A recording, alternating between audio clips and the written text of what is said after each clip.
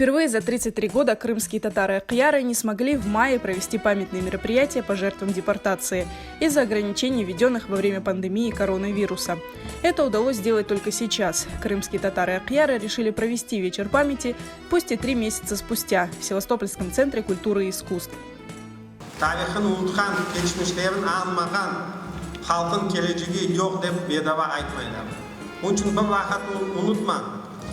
Yüreğinizde tutup, kartların hürmet edip, yaşların doğru terbiyelap, birbirimize kol tutup, vatanımızın sağ soğuk yaşamağa hepimizge kısmet olsun. Акъяры отличаются особой дружбой народов, которые вместе отмечают праздники и сочувствуют в тяжелые минуты.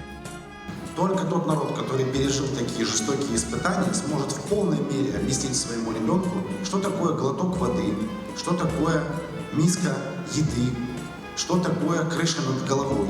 Я надеюсь, что крымские татары и другие народы, которые всегда были гостеприимны к любому человеку, который приходит в их дом, передадут эти достойнейшие общечеловеческие ценности своему подрастающему поколению.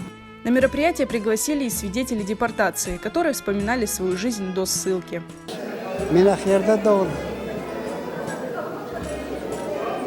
Бабам почтамта начальник связи Севастополь.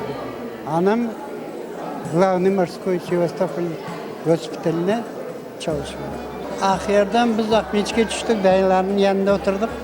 Babam da armaya ketken edi. Tap Venalarga çıkıp barıp keldi. Ondan sonra Vostoch, Irkutsk областьқа barıp anda da 5 yıl anda служба etti. Yapon soldatların, plennilerin işe alып bardı. Андижанская областьқа düştük. Koyun adı Karasu Bazar rayonunda Semen деген koyun. Ana o yerde 80 korantaydık biz. Biz birbirimizge үйленmeye kız tapmaydık. Hepsi tuğan birbirine. Komşu koylardan alaydık. Память тех, кто погиб из-за преступной депортации, почтили молитвой и минутой молчания.